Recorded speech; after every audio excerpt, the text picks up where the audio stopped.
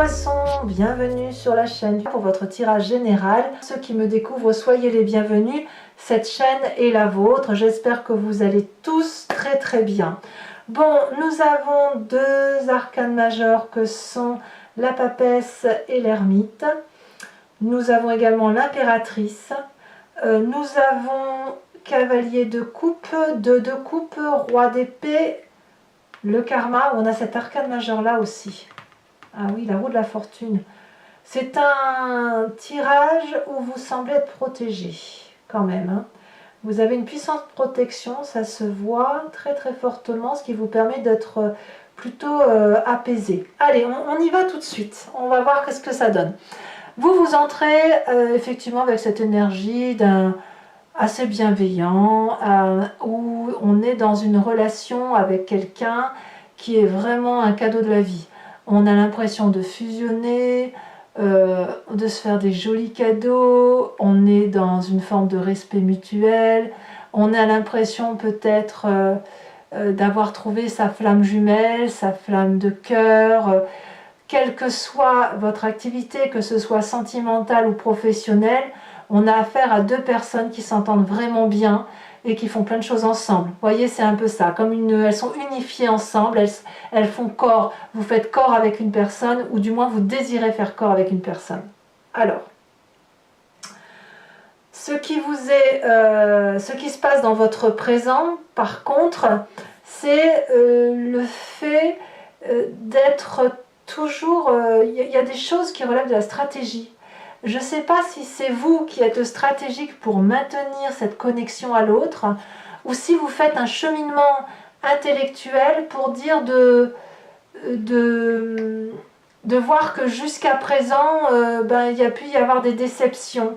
Peut-être que quelqu'un autour de vous aussi, vous vous méfiez d'une personne. J'ai l'impression peut-être que vous soufflez le chaud et le froid, il y a peut-être ça. En tout cas, la 7 d'épée nous parle de progression intellectuelle.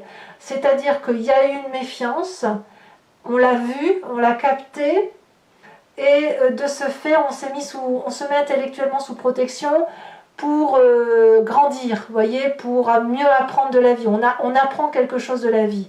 Alors, est-ce que cet apprentissage de vie, vous le faites à travers cette envie de relation douce ou ce partenariat? C'est possible. Peut-être aussi, on va le dire, que vous pourriez être troublé dans la réalité des pensées par rapport à ce que vous vivez en harmonie affective, en affection amoureuse. Peut-être que le rapport que vous avez, vous, par rapport à l'autre est beaucoup plus pur que l'autre également. Donc, il y a une dualité, c'est certain, mais cette dualité ne vous embête pas plus que ça. Vous allez quand même, à mon avis, ouvrir l'œil, puisque dans votre environnement, il y a quelqu'un qui abuse de votre générosité. Ça, c'est certain, ça se voit. Il y a un décalage entre la réception et le don matériel par rapport au travail ou à l'affectif. Il y en a un qui aime plus que l'autre, ou dans le travail, il y en a un qui fournit plus d'efforts que l'autre. Et ça se voit dans le présent. Mais ce qui est curieux, c'est que ça ne vous impacte pas. J'ai l'impression que c'est pas grave, ça coule sur vous. Ça coule, tout coule. Voilà, il peut se passer n'importe quoi. Le fait que vous soyez dans cette dimension affective fait que c'est pas grave. Voilà, c'est pas grave. Alors, effectivement, on voit aussi dans votre état d'esprit que la reine d'épée est inversée. Ça veut dire que cette reine d'épée, elle peut avoir plusieurs significations. Alors, la reine d'épée, classiquement, c'est le signe d'air intelligent. Donc, c'est l'intelligence, c'est la communication rapide qui parle du balance, du verseau et du gémeaux. D'accord? Vous avez peut-être ça autour de vous, ou vous êtes influencé par ça, si vous avez notamment ce signe ascendant ou ce signe lunaire en vous. La reine d'épée inversée, elle peut nous parler de prendre des décisions tranchées, mais sans avoir pris note de ses guides, voyez. Donc il y a une forme de manipulation, de cruauté et de... excusez-moi, mais je cherche le mot. On n'est pas dans la bienveillance. C'est quand même curieux, hein. C'est quand même curieux. Je ne comprends pas parce que quelque part, vous prenez peut-être des décisions tranchées par rapport à ça. Mais ce que je vois, c'est que ça ne vous perturbe pas. Donc, c'est pour ça que je dis qu'il y a une puissante protection, parce que les coups viennent en triangulaire comme ça, vous voyez. Mais on a ici une autre triangulaire comme ça qui fait que vous êtes protégé. Alors on va avancer pour voir ce qui se passe. Qu'est-ce qui se passe dans l'environnement défavorable? C'est justement ces personnes qui écoutent un peu trop leur voix intérieure. Ces personnes qui sont très spirituelles et ces personnes qui vont aussi vous donner des réponses qui ne sont pas très pragmatiques. Faites attention parce que ça pourrait être le côté féminin qui parle. Vous savez, l'intuition féminine que l'on peut avoir qui est assez négative. Donc pour vous, mesdames, attention peut-être à être un peu moins intuitive et un petit peu plus cartésienne. Voilà. Et à la limite, j'ai envie de vous dire, c'est pas grave, parce que si votre intuition, ou si l'extérieur essaye de vous influencer par rapport à ces intuitions, vous allez le voir, et comme ça coule sur vous et que vous n'en avez rien à faire de ce qui se passe, ben, pouf, vous allez tout casser derrière. Vous n'allez pas vous laisser abattre. Alors, pourquoi? Qu'est-ce qui s'est passé pour que vous ayez cette attitude-là? Eh bien, vous avez cette cavalier de coupe qui est dans une relation affective très très douce, ou qui a été plutôt très très bien reçue d'un point de vue des sentiments. Vous êtes mis en marche, littéralement. Vous avez peut-être été suffisamment diplomate, ou vous avez trouvé des solutions, ou vous avez idéalisé une relation. Mais enfin bref, tout ça c'est de la romance. On s'est mis en marche pour aller chercher de l'affection, d'accord? Il y a de la créativité. Cette créativité du passé, on la retrouve encore aujourd'hui. On est dans l'unité affective, dans ce désir d'affection unitaire.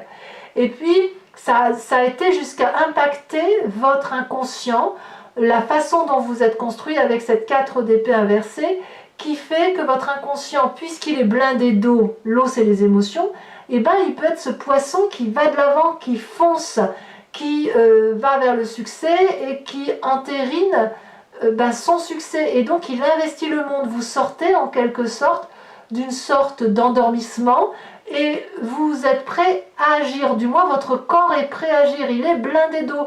Votre magnétisme extérieur est extrêmement bon. C'est peut-être pour ça que vous rejetez systématiquement les choses qui sont négatives, y compris le fait que la 6 de pentacle inversée dit que même s'il y a des choses déséquilibrées, vous saurez y faire face parce que justement vous êtes blindé d'eau, vous êtes rempli de vos oligo-éléments, vous êtes rempli de votre force inhérente à votre signe qui vous permet d'avancer. Alors qu'est-ce qu'on a comme événement important de se faire sur ce mois, la petite surprise sur le gâteau? Eh bien nous avons la roue de la fortune, il y a de la chance. Vous êtes destiné à avoir de la chance sur ce mois, à avoir un cycle qui se termine, un karma qui part, un événement qui vous vient de l'extérieur. Et je suis persuadée que c'est parce que justement vous êtes connecté à une source unitaire fusionnelle, que vous soyez en couple ou pas, vous faites corps. Et quand on appelle, quand on donne des énergies d'amour, on en reçoit. Et le karma vous dit que c'est extrêmement bien. Donc, quelle va être l'influence de la famille et des amis pour vous sur ce mois? C'est la carte de l'ermite, c'est-à-dire qu'il y a une forme de solitude. Je ne sens pas forcément des poissons qui vont être très très très attachés à leur famille et leurs amis. Je vois plutôt une sorte de retrait de gens qui réfléchissent, qui se posent, qui prennent leur temps, qui calculent. Peut-être que vous êtes invité aussi à vous laisser guider par votre émotion intérieure, ou tout simplement on vous suit dans cette introspection qui est la vôtre, ou ce désir d'avancer. Et d'ailleurs, on est un peu en contradiction avec l'intuition féminine. On va vous demander ici d'être un peu plus calculateur. L'intuition féminine de la papesse, c'est les solutions trouvées sans comprendre pourquoi, sans que ce soit mathématique. L'ermite, c'est l'inverse. On réfléchit, on comprend, on analyse, et c'est pour ça que vous n'allez, comme je vous dis, si on vous Que vous ayez des réponses intuitives ou que ce soit les autres qui vous les mettent dans le nez, ça ne va pas avoir d'importance parce qu'en fait, il y a tellement d'amour autour de vous que vous n'attirez que le bon en fait. Conséquence de vos actions et de vos pensées sur vous-même, on a quand même là l'énergie de Gaïa, l'impératrice, c'est-à-dire plusieurs choses. C'est une créativité d'amour. Vous savez que vous avez là cette mission affective de donner de l'amour pour vous-même du moins. Et cet amour-là rayonne autour de vous. Vous allez être connecté à la nature, à la maternité, à la fécondation, à la procréation. C'est une fertilisation énergétique très puissante. On est littéralement, parce qu'il n'y a aucune entrave à faire ce que vous voulez, c'est l'abondance énergétique. Voilà, vous pouvez tout pondre, c'est le cas de le dire, tout ce que vous allez faire, vous allez l'avoir en votre faveur. Conséquence de vos pensées et de vos actions sur l'environnement, la roi d'épée. Donc clairement, autour de vous, il y a des gens qui vont avoir des comportements raisonnables et adaptés autour de vous. Sérieux, strict, intègre. Le roi d'épée ici apparaît comme un signe d'air qui vous veut du bien. Ce signe d'air, ça pourrait être le balance, ça pourrait être le verseau, ça pourrait être le gémeau, un jumeau peut-être, je ne sais pas, mais c'est le côté de la discipline, l'authenticité, la connaissance, la puissante protection. Alors moi, je n'ai rien à dire sur votre tirage, c'est magnifique. Alors on va voir, mes amis poissons, avec l'approfondissement, si on a la même chose ou si on a des petites choses à appréhender par rapport justement à cette 7 d'épée et à cette reine d'épée inversée. Donc pour ceux qui ne me connaissent pas, voilà comment je procède. Je recouvre le jeu avec le tarot ici qui est le tarot du dragon celtique. D'ailleurs vous avez la carte du jugement, hein, il y a un réveil là, hein, ouais, en dos de deck. Donc je reprends ce que je disais, je recouvre et... Allez, c'est parti.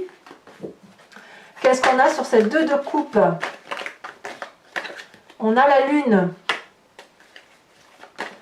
Et oui, il y a des forces en présence quand même hein, autour de vous. Hein. Qu'est-ce qu'on a sur l'événement favorable? 4 de coupe. D'accord, je comprends un peu mieux votre tirage. Événement défavorable, valet de coupe. Oh là là, le présent, la carte du monde. Oh mais qu'est-ce que vous voulez que je vous dise, moi? C'est merveilleux votre tirage en fait. C'est le plus beau tirage du mois. Donc sur l'inconscient, la 6 d'épée. Sur le passé, la 6 de bâton. Que ça, des 6 c'est très bien. Le futur proche, oh bah regardez. Regardez, 2 de coupe que l'on a ici, 2 de coupe là. Vous avez un cadeau de la vie en fait entre vos mains. Oh, c'est trop bien. Sur votre état d'esprit, est-ce que vous avez conscience un peu de la chance que vous avez? Et bien, on a la carte de la justice. Nous avons ici sur l'influence de la famille et des amis, la cavalier d'épée. Sauf si vraiment c'est les mêmes cartes qui retombent, parce que parfois ça arrive effectivement. Alors qu'est-ce qu'on a sur cette magnifique énergie de Gaïa? On a oh, l'empereur. Et l'influence de la famille et des amis ou de l'environnement suite à vos actions, suite à ce que vous allez entreprendre, on a la 7 de denier. Alors, je vais également tirer sur, pour vous, l'interprétation du grand jeu de Mademoiselle Lenormand. Donc pour ce faire, je vais tirer 5 cartes ici, pour 2 cartes du passé, du présent et du futur. Et l'idée, c'est de répondre à une question qui vous interpelle sur ce tirage, ou d'approfondir un peu l'énergie de ce qui résonne en vous, si vous n'avez pas de question particulière. Allez, je vous laisse vous inspirer de votre question et...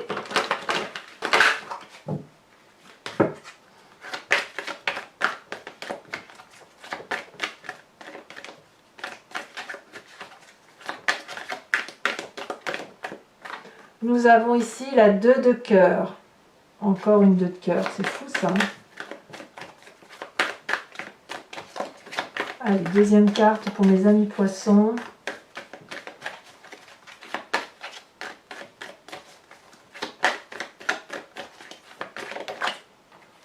Nous avons la 4 de trèfle.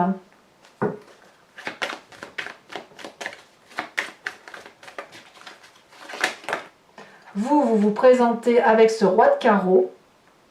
Incroyable.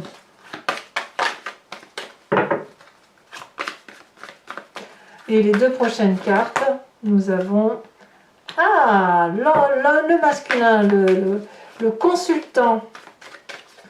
Donc on revoit un petit peu ce cavalier là. Il y a quelque chose de très... ouais. Allez. Nous avons ici la 5 de trèfle et nous rajoutons encore une carte puisque la carte du consultant ou de la consultante me permet de rajouter des cartes. On a, elle s'est retournée, la 6 de trèfle. Alors, je vais également maintenant tirer 3 cartes socle, 3 cartes, oui, socle, pour chacun des décans. Ce sera une carte conseil ou une carte de constatation de la façon de ce qui se passe pour chacun des décans, pour préciser un petit peu les énergies en fonction de votre jour de naissance.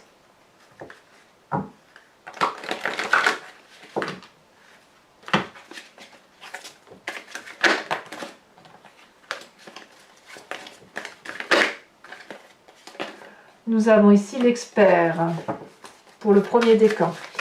Deuxième décan. Un message clair, s'il vous plaît, pour le deuxième décan. Et ici, le devoir. Elle était sortie, elle avait sauté cette carte. Hein. Et pour mes troisième décans, on a le ressentiment. Allez, on met maintenant une carte support. Mais bon, là, je vous en mets une au moins pour que vous sachiez ce sur quoi vous allez.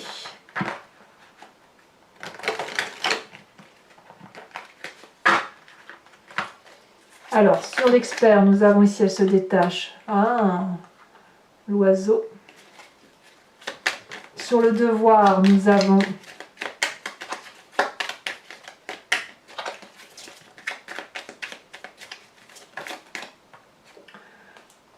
le voyage. Et sur la troisième,